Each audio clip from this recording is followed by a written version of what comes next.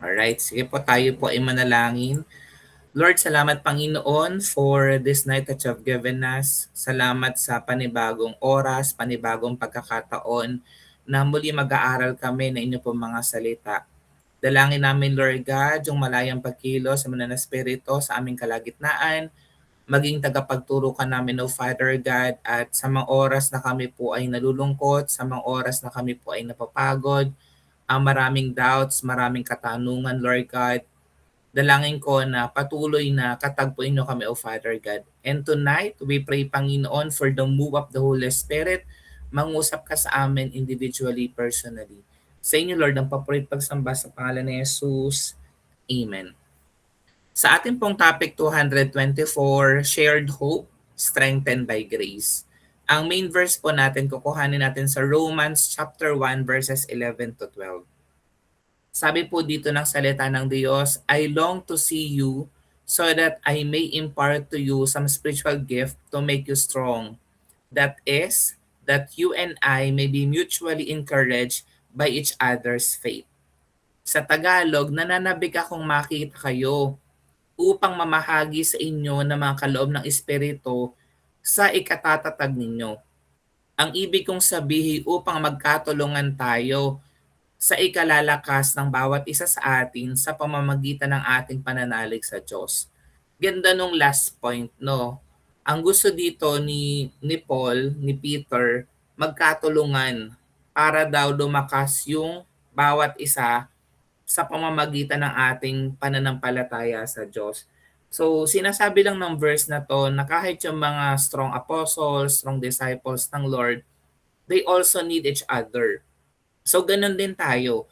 Kailangan natin yung bawat isa, kailangan natin yung prayers ng bawat isa, yung fellowship ng bawat isa para tayo po ay patuloy na tumatag sa ating pananalig, sa ating pananampalataya sa Panginoon. Kaya nga may mga ganitong gathering kahit online, di ba? Minsan meron tayong face-to-face.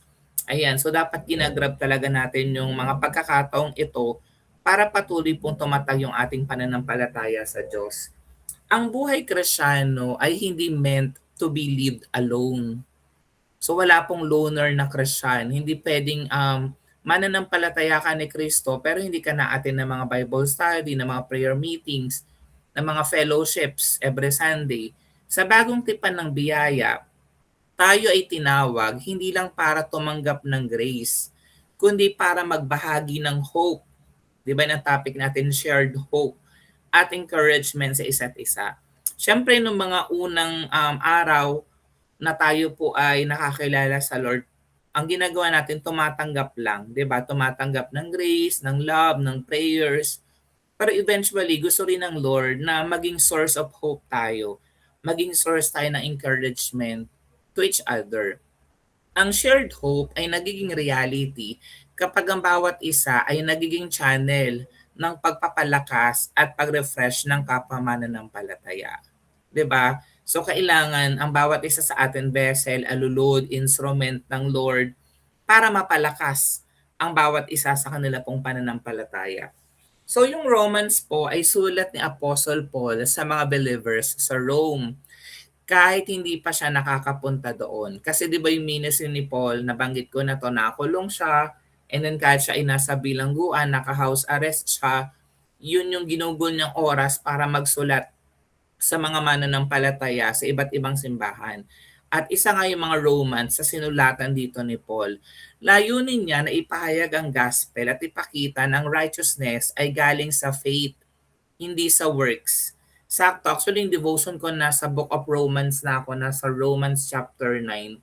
Talagang kiniklear doon ng Panginoon na tayo daw ang kaligtasan natin hindi dahil sa ating mabubuting gawa, kundi dahil sa habag, sa grasya, sa biyaya ng ating Panginoon. So, yun po yung gusto na ipahiwatig ni Paul sa mga taga-Romans.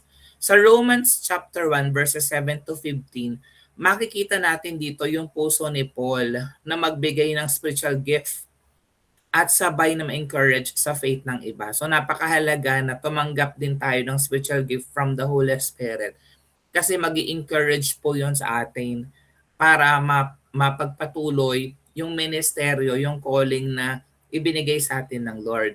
Sa bagong covenant, Ang impartation ay hindi naka-base sa law, kundi sa grace na dumadaloy sa pamamagitan ng Holy Spirit. Basahin natin yung verse. Sa inyong lahat na nasa Roma, mga minamahal ng Diyos at tinawag upang maging banal, sumainyo nawa ang pagpapala at kapayapaang mula sa Diyos na ating Ama at sa Panginoong Heso Kristo. Una sa lahat, nagpapasalamat ako sa aking Diyos sa pamamagitan ni Heso Kristo dahil sa inyong lahat, sapagkat ang inyong pananampalataya ay balitang-balita sa buong daigdig. Saksi ko ang Diyos na pinaglilingkuran ko ng buong puso sa pamamagitan ng aking pangangaral ng magandang balita tungkol sa kanyang anak na lagi ko kayong idinadalangin. Lagi kong hinihiling na loobin nawa ng Diyos na sa wakas matuloy din ang pagpunta ko riyan. Kasi 'di ba hindi pa nga siya nakakapunta doon sa Roman Church. Nananabik akong makita kayo upang mamahagi sa inyo ng mga kaloob ng Espiritu sa ikakatatag ninyo. Ang ibig kong sabihin upang magkatulungan tayo sa ikalalakas ng bawat isa sa atin sa pamamagitan ng ating pananalig sa Diyos.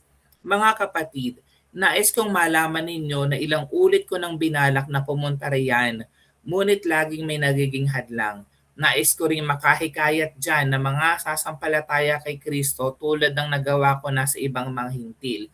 May pananagutan ako sa lahat ng tao, sa mga sibilisado man o hindi, sa marurunong at sa mga mangmang.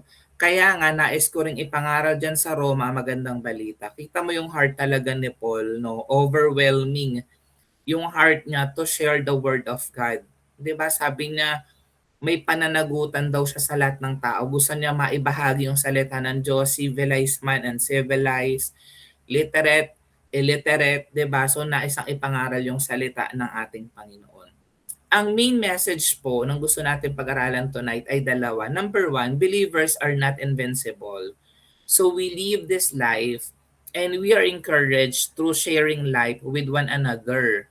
We are made perfect as we walk with Jesus and we walk in community. So again, napakahalaga, yes, you honor God, you love God, pero at the same way, mahal mo din yung ating kapwa. You get involved to the community, to your church.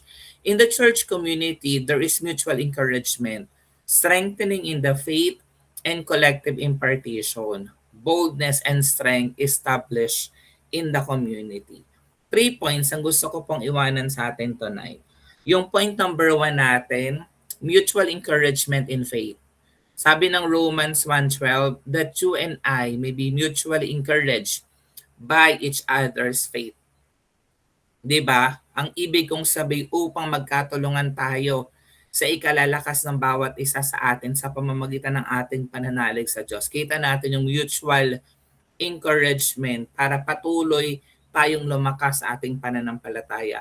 Ang example nito si Paul at saka si Timothy. Ang relationship nila, mentor si Paul, disciple niya si Timothy. Yun yung kanilang relationship. Mababasa natin ito sa 2 Timothy chapter 1 verses 5 to 7. Hindi ko nalilimutan ang tapat mong pananampalataya na naunang tinaglay ng iyong lolang si Loida at ni Eunice na iyong ina. So, pastor's kid po etong si Timothy. Yung kanyang ina, si Eunice, believer of Christ. Yung kanyang lola, si Loida, believers of Christ. Natitiyak kung nasa iyo rin ang pananampalatayang ito. Dahil dito, ipinapaalala ko sa iyo na pag-alabin mong muli ang kaloob na ibinigay sa iyo ng Diyos nang ipatong ko sa iyo ang aking mga kamay. Referring to Paul, 'di ba? Laying hands kay Timothy. Sapagkat ang espiritong ibinigay sa atin ng Diyos ay hindi espiritu ng kahinaan ng loob, kundi espiritu ng kapangyarihan, espiritu ng pag-ibig at espiritu ng pagpipigil ng sarili.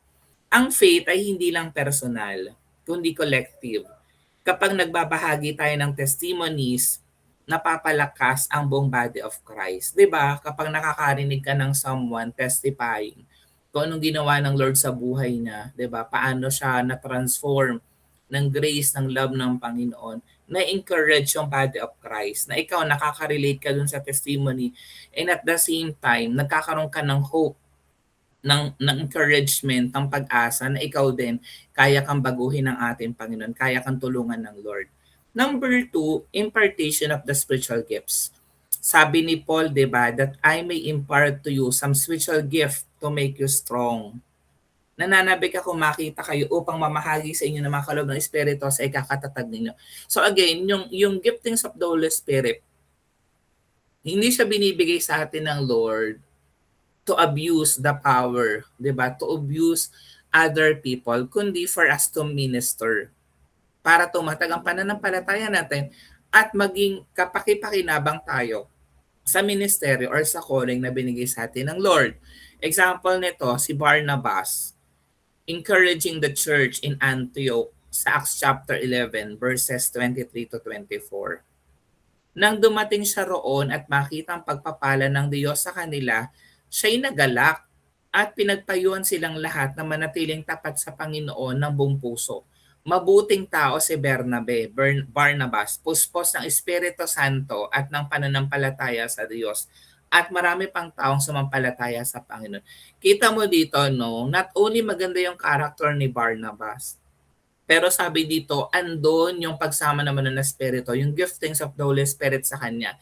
Kaya andun na lang yung boldness niya sa pagpipreach ng Word of God. Andun yung anointing. Kasi yun po ay nagagaling sa kapangyarihan naman ng Espiritu. At syempre, andun yung faith niya sa ating Panginoon. And because of that, dahil maganda kanyang patotoo, kasama niya ang Panginoon na nanampalataya siya kay Jesus Christ, marami pang tao ang sumampalataya sa Panginoon sa pamamagitan ng buhay ni Barnabas.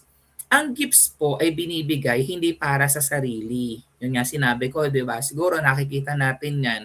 Even sa social media, pag ni Layhans talagang nagtutumbahan, kapag ni Layhans gumagaling sa sakit at karamdaman, di ba? Kapag nag-prophesy, nagkakatotoo, kapag nangaral ng salita ng Diyos, very powerful, very effective. Pero napakahalaga na makita natin na hindi po yun para doon sa taong yun. Yung honor, yung glory does not belong to the person na binigyan ng regalo ng Diyos. Kundi ito po ay para sa edification ng church. And again, pag sinabing church, hindi ito yung physical structure. We are the church. We are part of the body of Christ. Kapag nagagamit natin ang ating spiritual gifts, hope is shared and faith is strengthened. That's the main goal. 'Di ba? Maibahagi yung pag-asa at yung pananampalataya sa ating Panginoong Hesukristo. Yung last point ko po is boldness in community.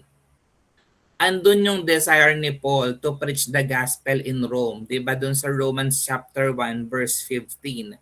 Kaya nga nais ko ring ipangaral dyan sa Roma ang magandang balita. Imagine yung kanyang goal na hindi lang siya basta nagsasend ng letter, ine-express niya sa mga kapwa niya mananampalataya sa Roma na nais din niya na magbahagi pa ng salita ng Diyos sa ibang mga naninirahan sa Roma na hindi pa nakakakilala sa Diyos.